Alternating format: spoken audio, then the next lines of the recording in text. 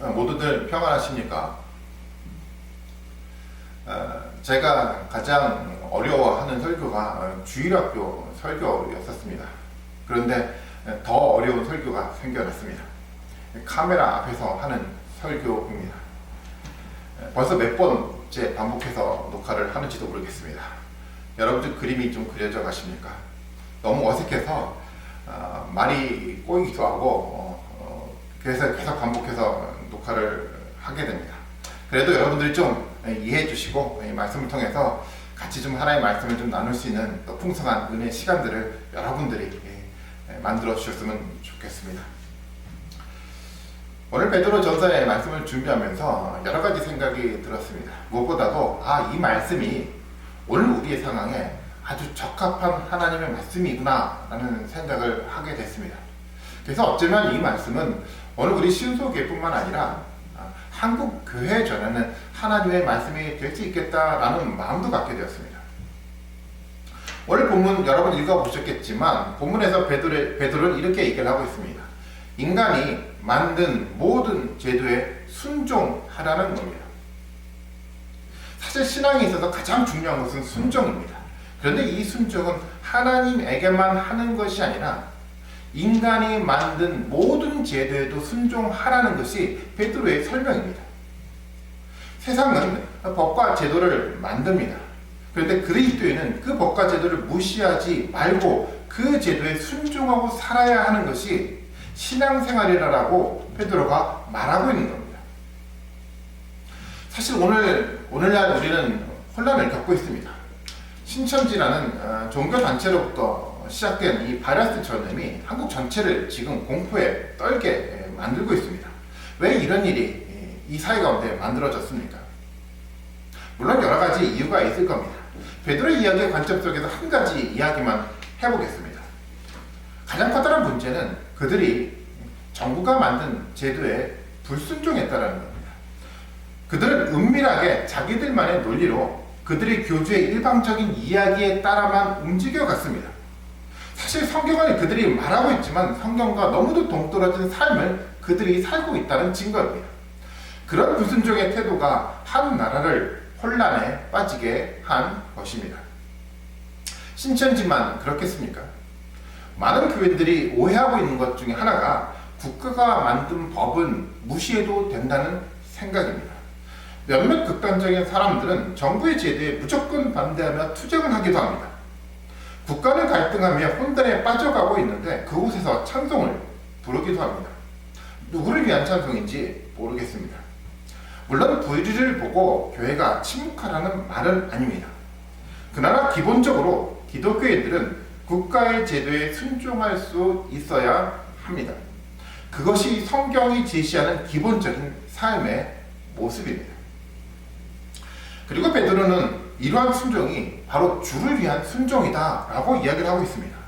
아니 세상이 만든 제도인데 어떻게 그것이 주를 위한 순종이 될 수 있는 것입니까? 14절의 말씀을 같이 한번 보겠습니다. 베드로전서 2장 14절 말씀입니다. 혹은 그가 악행하는 자를 징벌하고 선행하는 자를 포상하기 위하여 보낸 총독에게 하라 라고 얘기를 하고 있습니다. 총독은 세상의 지도자입니다.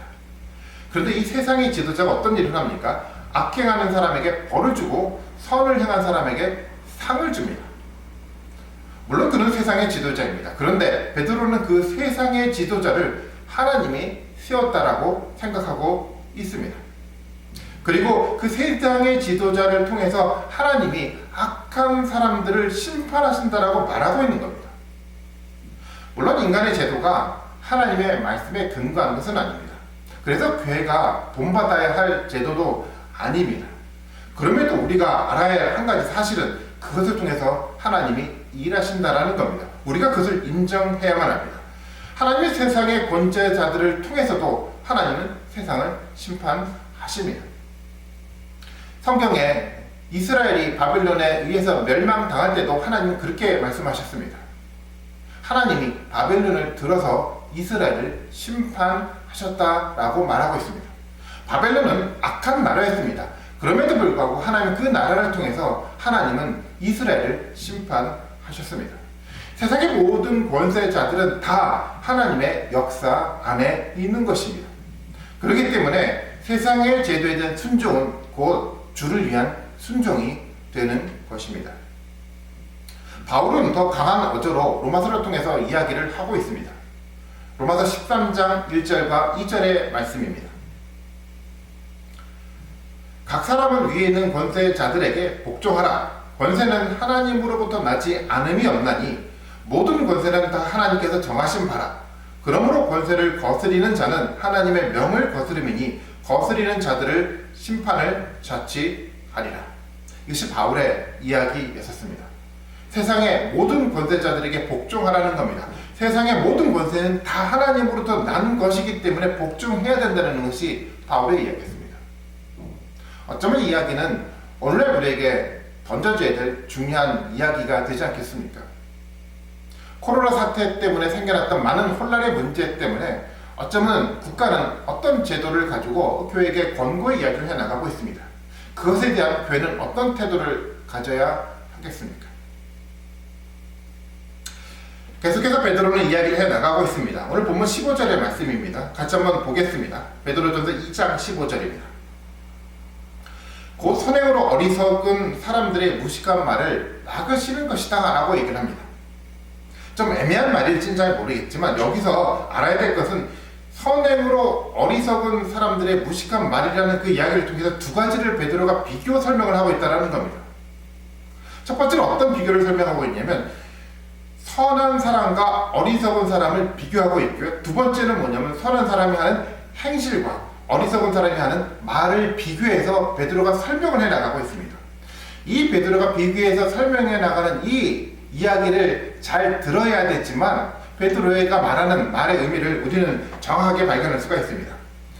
여기서 선한 사람은 어떤 사람을 말하냐면 앞서 했던 이야기처럼 인간의 모든 제도에 순종하는 사람을 말하고 있는 겁니다. 반면에 어리석은 사람은 어떤 사람입니까? 그러한 제도에 불순종하는 사람을 말하고 있습니다. 국가의 제도에 대한 순종 여부에 따라서 베드로는 선한 사람과 어리석은 사람을 비교하며 설명을 하고 있는 겁니다. 어리석은 사람은 어떻습니까? 어리석은 사람은 부정하기를 좋아합니다. 국가에서 또는 자신이 속한 어떤 공동체에서 어떤 제도가 만들어지면 어리석은 사람은 자신의 생각으로 먼저 그 제도를 부정부터 하려고 하지 않습니까? 그 사람은 자신이 옳다라고 이야기를 하고 싶어 합니다. 그럴듯하게 들리는 논리적인 이야기로 말을 하기도 합니다. 그러나 베드로의 평가는 다릅니다. 베드로는 그것을 어떤 말이라고 얘기를 하고 있습니까? 무식한 말이라고 표현하고 있습니다. 공동체보다 자신의 생각을 더 중요하게 생각하는 모든 말은 베드로의 표현대로 말한다고 한다면 무식한 말인 겁니다. 그런데 어리석은 사람과는 달리 선한 사람은 말에 관심을 갖고 있지 않습니다. 말보다 선한 행실에 관심이 있습니다. 말을 많이 하기보다 묵묵히 선을 행하며 순종의 모습을 보이고 있습니다. 국가가 세운 제도에도 순종하면서 선한 사람은 행실로 그것을 표현해내고 있는 것입니다. 이렇게 베드로는 국가의 제도에 따라 두 종류의 사람을 비교하면서 그리고 결론적인 이야기를 하고 있습니다. 선행이 결국은 어리석은 사람들의 무식한 말을 막는다라는 겁니다. 사실 그렇지 않습니까?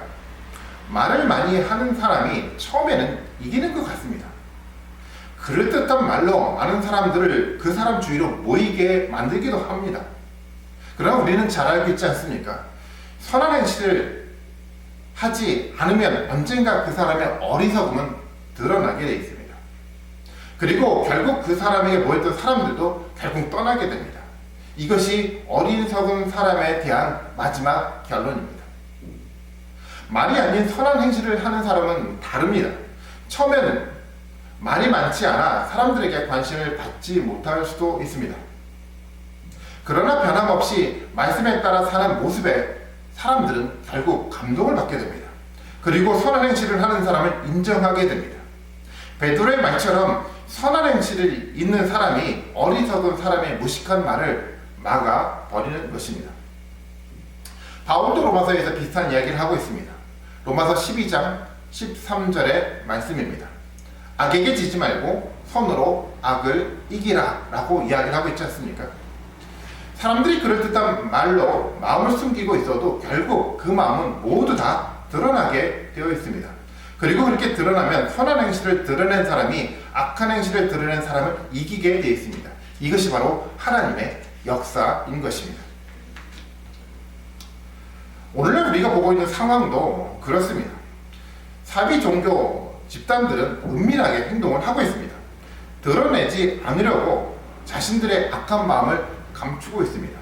아니, 가정까지 파괴하며 은밀하게 살아가는 그들을 과연 누가 선하다라고 말할 수 있겠습니까? 그리고 그들은 그럴듯한 이야기로 사람들을 현혹했습니다. 물론 그럴듯한 말에 속는 사람도 있었습니다. 그런 그럴듯한 말에 사람들로부터 그들이 인정을 받기도 했습니다. 그래서 그들은 스스로 승리자인 양 살아가고 있었습니다. 그러나 그들의 말은 결국 지금 거짓으로 드러나고 있습니다. 지금 세상에 의해 세상에 그들의 은밀한 것이지 지금 다 드러나고 있지 않습니까? 그렇기 때문에 오늘 건강한 교회가 있어야 됩니다. 성경이 말하는 선한 삶을 건강한 교회가 세상의 행실로 분명하게 드러내야만 한다는 겁니다. 그래서 사이비 집단들이 하는 말이 얼마나 거짓된 것인지 알게 해야만 합니다. 건강한 교회만이 그것을 할 수가 있습니다.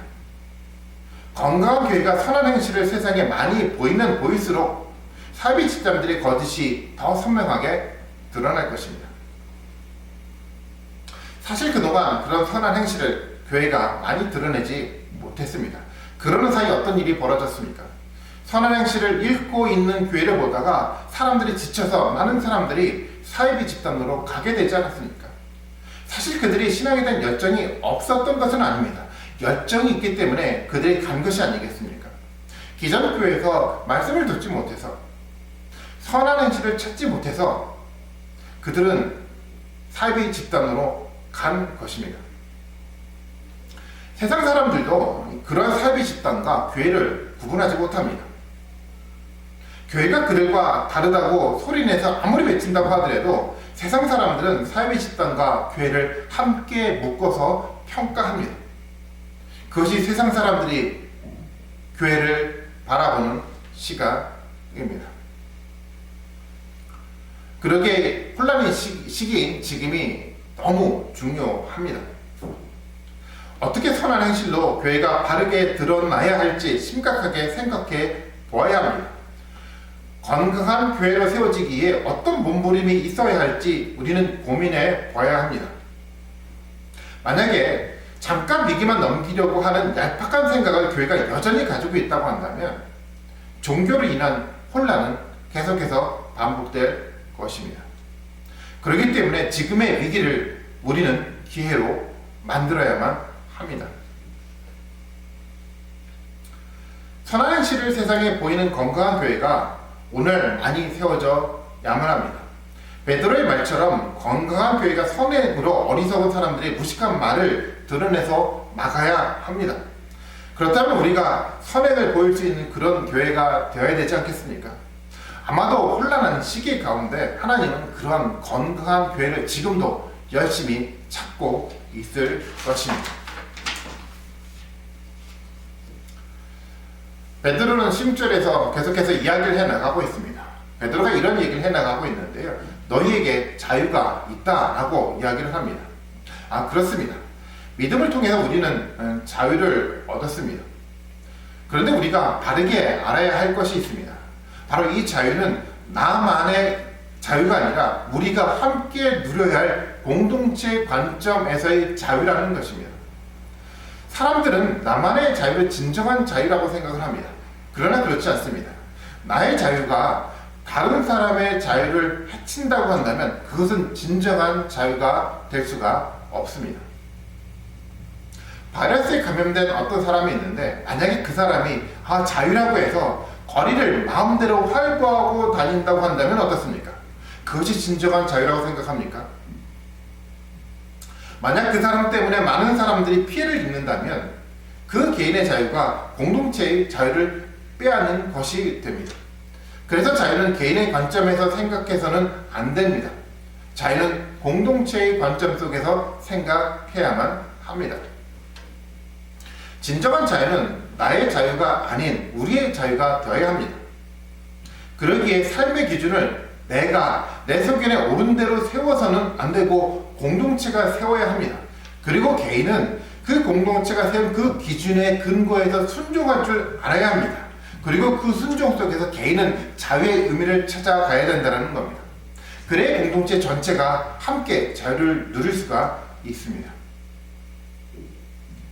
16절 말씀을 통해서 베드로 이야기를 들어보겠습니다. 베드로전서 2장 16절의 말씀입니다.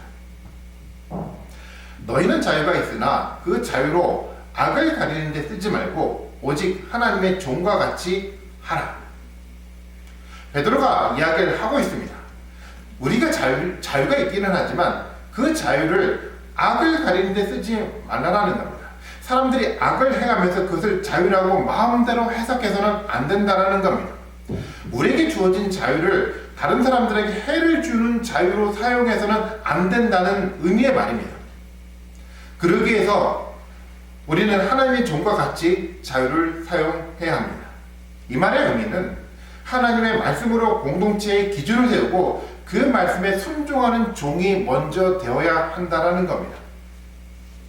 많은 사람들은 자신의 생각을 가지고 기준을 세우려고 합니다. 자신의 경험을 근거로 기준을 세우려고도 합니다. 그런 기준은 다른 사람의 자유를 제한합니다. 모든 사람들의 자유를 보증해 줄 수 있는 유일한 기준은 바로 하나님의 말씀뿐입니다. 사실 자유라는 말과 종이라는 말은 함께 묶어서 사용할 수 있는 말로 보이지는 않습니다. 오히려 반대말처럼 보이지 않습니까? 그런데 우리가 창세기를 통해서 이미 배운 것처럼요, 하나님의 형상이 깨져서 말씀을 잃은 사람에게는 자유가 경험되지 않는다라는 겁니다. 아담은 하나님으로부터 자유를 선언했습니다. 하지만 그에게 진정한 자유가 주어지지 않고 오히려 그에게 고통의 삶이 주어졌습니다. 하나님의 말씀이 없는 인간의 자유는 역사에 고통만 줍니다. 그렇기 때문에 진정한 자유는 하나님의 말씀 속에서 하나님의 종으로 사는 삶에서만 경험이 된다라는 겁니다. 하나님의 종으로 자유를 경험해 나가야 합니다. 그래서 하나님의 종으로 자유를 사용해야 합니다. 그것이 창조 질서이고 하나님의 역사인 것입니다. 그런데 어리석은 사람은 어떻습니까? 하나님의 말씀을 기준으로 삼지 않습니다. 하나님의 성경을 통해서 국가의 제도에 대해 순종을 말하고 있지만 그들은 국가의 제도가 중요하지 않다라고 생각하고 있습니다. 국가가 세운 질서를 가지고 공동체 속에서 함께 잘 쓴 생각을 하지 않습니다. 오직 자신만을 고집하고 자신만의 자유를 말하며 어리석은 말을 마구 내뱉고 있습니다. 오늘날 인터넷 댓글을 여러분 많이 보셨을 겁니다. 어떤 댓글들이 보여집니까? 다른 사람이 그 댓글 때문에 얼마나 많은 고통을 당하고 있는지 생각도 하지 않고 마구 글을 쓰는 모습을 보게 되지 않습니까? 그 사람은 자기만의 기준을 세우고 그것을 자유라고 생각하고 말했을 것입니다. 하지만 그것은 자유가 아니라 방종인 것입니다. 그것은 공동체를 생각하지 못하는 어리석은 사람들이 말하는 무식한 말인 것입니다. 바른 그리스도인은 하나님의 종으로 하나님의 말씀 안에서 공동체를 먼저 생각하는 마음으로 자유를 표현해 나가야 합니다. 이제 베드로의 이야기는 주인을 섬기는 사원들의 삶에 대한 이야기로 옮겨갑니다. 사원이라는 말은 하인이라는 말입니다. 오늘날의 상황에서는 직장이나 사업체에서 상급자를 섬기는 하급자를 말하기도 합니다. 이런 하급자들, 즉 사원들은 어떻게 순종의 삶을 살아야 합니까? 베드로는 그것에 대해서 본문을 통해서 말하고 있는 것입니다. 베드로전서 2장 18절의 말씀을 같이 한번 보도록 하겠습니다. 사환들아, 범사에 두려워함으로 주인들에게 순종하되 선하고 관용하는 자들에게만 아니라 또한 까다로운 자들에게도 그리하라. 베드로가 앞서 했던 말과 동일합니다. 순종하라는 것입니다. 순종은 신앙의 가장 기본적인 태도이기 때문입니다. 그런데 본문에서 어떻게 순종하라라고 얘기를 합니까? 두려움으로 순종하라라고 말하고 있습니다. 여기서 두려움이라는 말은 무서워서 생겨나는 두려움을 말하는 것이 아닙니다. 여기서 두려움은 마음에서 우러나는 공경의 마음을 말하는 겁니다. 사원들은 마음속에서 주인을 공경하고 그 마음을 가지고 순종할 줄 알아야 합니다. 이것이 신앙생활입니다. 사실 누가 요즘 이런 마음을 가지고 일하겠습니까? 사람들은 돈만 보고 일하지 않습니까? 주인에 대한 배려는 없습니다. 자신이 세운 기준을 가지고 딱 돈 받을 만큼만 일하면 된다고 생각하지 않습니까? 또 주인이 보지 않으면 게으름을 피우면서 대충 일하는 사람들도 있습니다. 신앙은 이런 삶에서 드러납니다. 신앙생활을 잘한다는 것은 직장에서 게으름을 피우는 것이 아니라 두려움으로 최선을 다해 일하는 것을 말하는 것입니다. 이것이 건강한 신앙생활입니다. 어떤 사람들은 신앙생활을 교회 안에서 하는 어떤 삶으로만 생각해 왔을 것입니다. 만약 그렇게 생각했다면 오늘 베드로의 말이 조금 당혹스럽게 들려졌을 수도 있습니다. 베드로의 관점에서 건강한 신앙생활은 직장에서 두려움을 가지고 최선을 다하여 살아가는 것이라고 말하고 있기 때문입니다.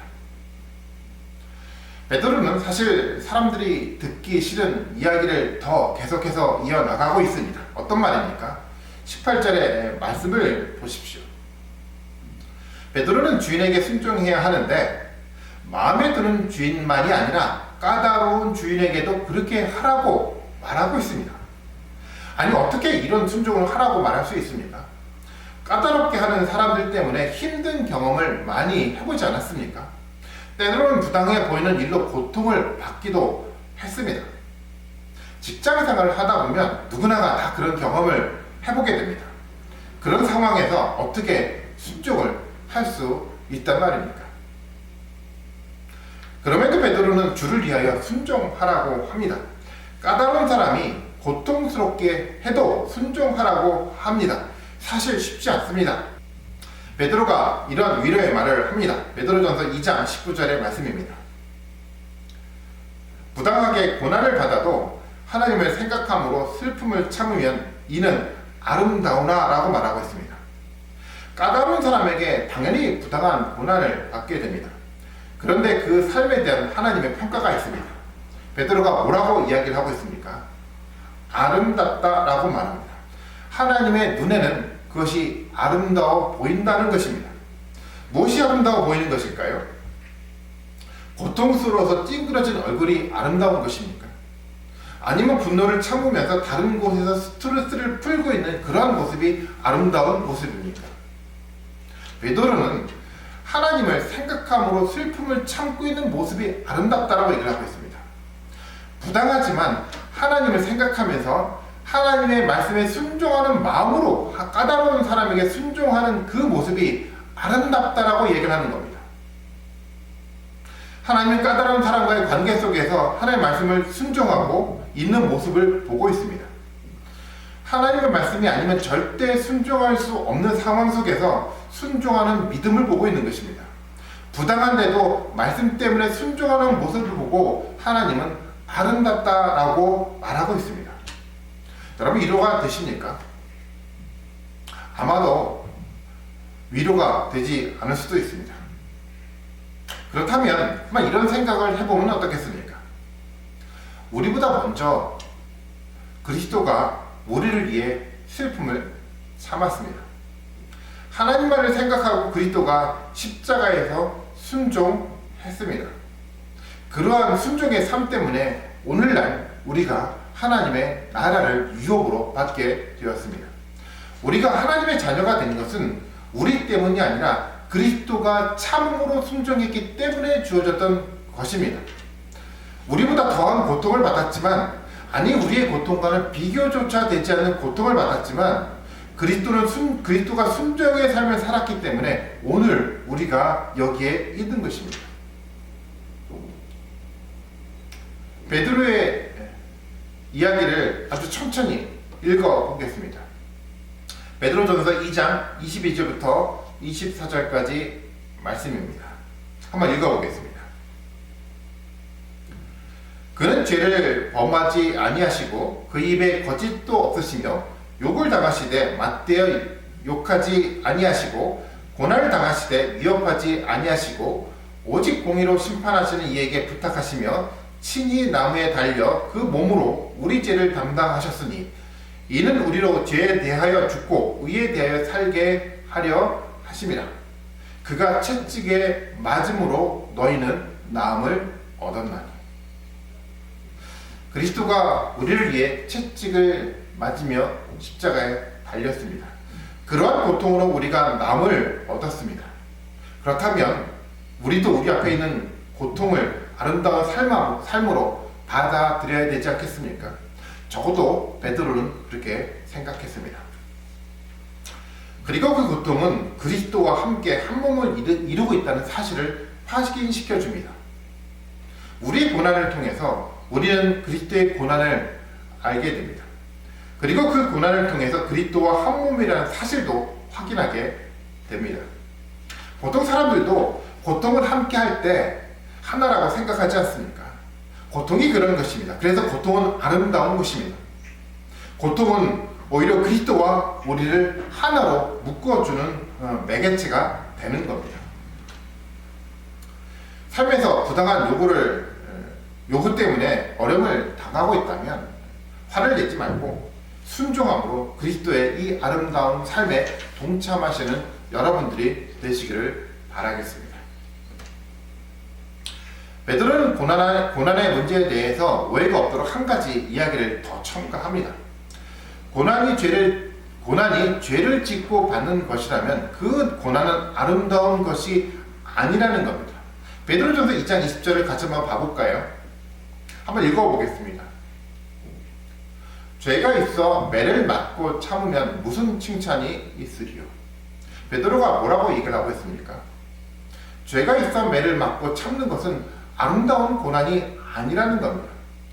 죄 때문에 생긴 고통은 아름다운 삶이 아니라 하나님의 심판인 것입니다.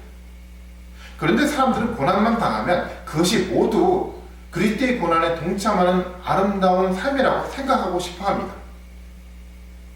요즘 사이비 종교단체가 그런 말을 하고 있지 않습니까? 지금 국가로부터 고통을 당하고 있는데 그들은 뭐라고 얘기를 합니까? 그것이 사탄이 주는 시험이라고 얘기를 하고 있습니다. 그들이 경험하고 있는 고통이 아름다운 것이라고 말하고 싶어 하는 것입니다. 여러분 어떻게 생각하십니까? 그들의 고통이 아름다운 고통입니까? 지금 그들의 고통은 심판입니다. 그들의 죄에 대해 하나님이 들으는 심판인 것입니다. 그런데 엉뚱하게 그 심판을 아름다운 고난이라고 그들은 말하고 있습니다. 어처구니 없는 말입니다.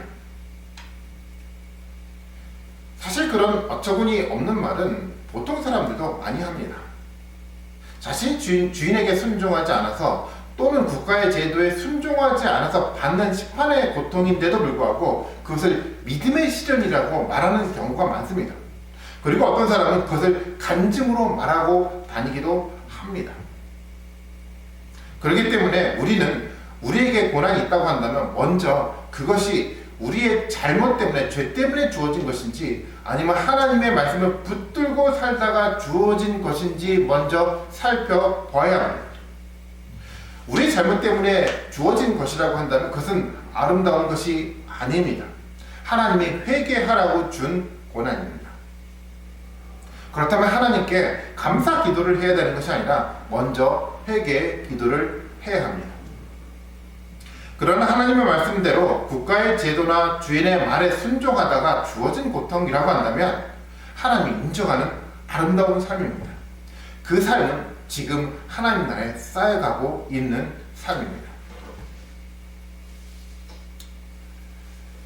오늘 베드로는 그리스도가 십자가에서 보여준 순종이 우리의 삶에서 어떻게 나타나야 할지에 대한 이야기를 했습니다.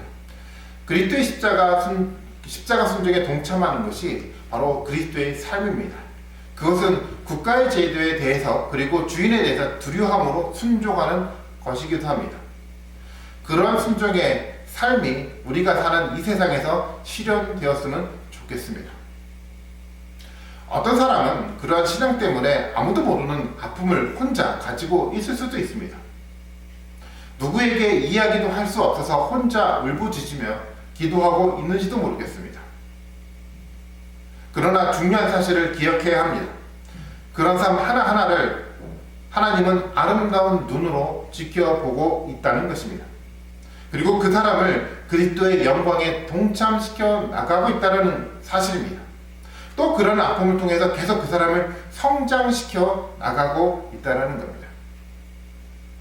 그런 위대한 구원의 목적지를 향해 가고 있는 구원의 여정을 보면서 담대하게 그리고 묵묵히 그런 순종의 삶을 사시는 여러분들이 되기를 바라겠습니다. 우리는 그리스도가 우리를 위해 십자가에서 보여준 삶을 따라서 사는 것 뿐입니다. 그렇기 때문에 그리스도와 함께 충분히 그런 삶을 살아낼 수 있습니다. 담대하게 사십시오. 그래도 만약 힘들면 잠시 쉬면서 그리스도께서 우리를 위해 하신 일을 생각해 보면서 기도해 보십시오. 그렇다면 하나님의 신비로운 구원의 역사를 우리에게 보여주실 겁니다. 하나님이 주시는 이 구원의 신비 속에서 주어지는 정말 하나님의 놀라운 은혜가 하나님이 말씀하셨던 거룩한 삶, 참된 순종의 삶의 모습을 통해서 경험되는 놀라운 축복이 우리 모든 분들 가운데 함께하기를 주님의 이름으로 축원드리겠습니다. 같이 한번 기도하시겠습니다.